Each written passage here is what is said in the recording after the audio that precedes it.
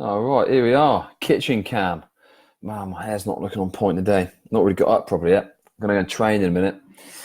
Um, Quite excited about training today. Actually, I didn't train yesterday. I was a bit lazy. The rule is never miss a Monday, but I missed Monday yesterday, which kind of sucks ass. But never mind. So I'm quite excited about training. Anyway, I'll show you a new mug as well. Actually, it's not that new. I only just found it. My wife thought it should be quite funny. Here we go. Don't be a hippopotamus. In fact, she's got me another one as well, which, depending on you, I'll cover up the first two letters, but you can guess what it is. Don't be a something-osaurus.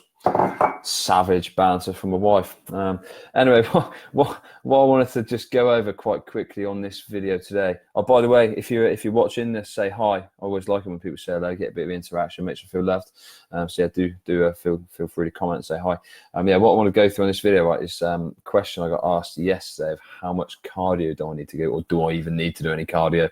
And yeah, people often think about when they want to get in shape, when they want to lose weight, burn some body fat and everything, that the only way for them to do that, or to even the only way to get a cardiovascular hit, so to speak, is to go and do like running, or go and jump on a bike, or go swimming and do all that sort of stuff. And yeah, so the question I got yesterday is how much of that do I need to do, if anything? And I'd say it's a bit of a misconception really a lot of the time. I think a lot of people do often think that they need to do targeted cardio, i.e. that in order to get cardiovascular benefits from training, i.e. get your heart and lungs working better and more efficient and everything, they think that they need to go and do running, or do swimming, or do cycling, or go and climb a mountain, whatever, when really you don't, is what I say. You can get equal or more of, depending on what kind of session you're doing, of a kind of actual cardiovascular impact of your training from kind of certain gym workouts. So if you're someone who doesn't like running, but you still want to have like an efficient like heart and lungs, you can still get that through targeted training, through doing the right type of training. We use something in our facility called MyZone, which is really cool. It's like basically a heart rate monitor, which links up to our like an app, and then like our TV screen in the facility as well, and it tells us how hard somebody's heart's beating, how hard they're working, what kind of zone they're in, and everything. And just looking at that data, I mean we obviously know anyway, but I mean just looking at that data will kind of show someone, wow, you know what, at the end of my workout, I've actually averaged for the last, my 45-minute workout, my average heart rate has been like 75% of my max. When if you went out and running and you average 75% of your max heart rate over that run, net impact is really going to be the same. Okay, so people can get a great cardiovascular benefit without having to do cardio-based training, is kind of what I'm gonna get across there. So all is not lost if you don't like things like running and swimming and cycling, but you do want to get some form of cardio benefit. Again, if you're doing a kind of right type of training that's going to deliver that, like in like a gym or a facility or whatever, then you can do just that as well and get the same great benefits that you would do, as well as obviously a big kind of calorie burn as well, which is really, really cool. Now, in terms of how much, if we look at like actual cardio, how much you need to do, like, running, swimming, cycling, walking, whatever, it's all variable. It's all varied on what a person's goal is, what they, the preference is, and maybe in like your injury status as well, right? So, someone who is, someone who's, I don't know, got like, let's look at, like arthritic knees or something, maybe isn't too sharp when it comes to running, maybe shouldn't be doing running, quite likely. So for that person, in terms of the type and the duration of the cardio and the type of cardio they need to do, it's obviously going to be significantly different to someone who's like training for a marathon or something. But again, it's really kind of goal dependent. If someone, let's look at fat loss, right? If somebody just wants to lose body fat, they don't necessarily need to really do a great deal of cardio.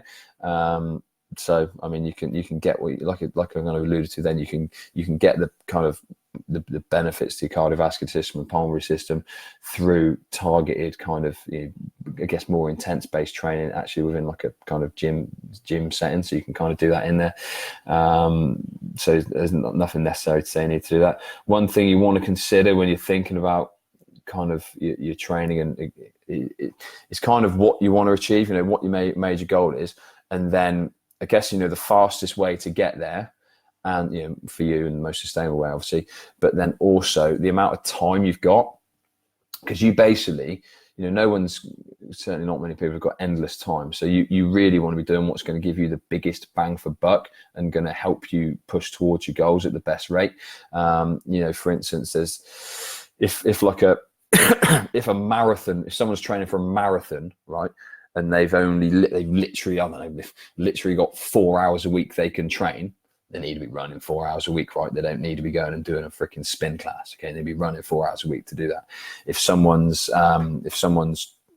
training for, you know, they want to build some lean muscle mass and they've got 3 hours a week or something, then they need to be doing, you know, they need to maximize that 3 hours. Each of those 3 hours needs to be specifically geared towards them, you know, building that lean muscle mass. Okay, so you want to think about exactly what your goal is. Okay, and then what's going to be the fastest, most efficient way of getting there. Okay, you know, if kind of cardiovascular training fits into what your goals are, and I guess what you want to achieve, and the time you got available, then go ahead and crack on with it. But like I kind of alluded to, there's nothing to say that you need to do like kind of specific sort of targeted cardio in terms of like swimming, cycling, running, those sorts of things, right?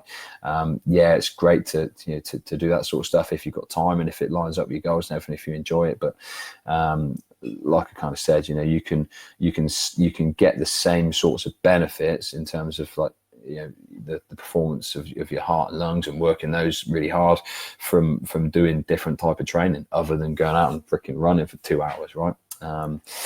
So that's just something that's kind of worth considering, worth thinking about, just kind of moving forward on that basis. I mean, if you've got any questions out, just fire them away. Just like I said, just want to get just a little video done on that real quick. I said I kind of got asked that question yesterday. We do get asked it quite a lot. And it is always often a misconception of people thinking that they do need to go out and do shitloads of cardio training if they want to get in shape, but really you don't, because, you know, in terms of benefits, you can get those same benefits from doing kind of targeted training in like an indoor or a gym environment as well. All right, look, have a kick-ass day, and if you need, just hit us up and we'll catch you soon.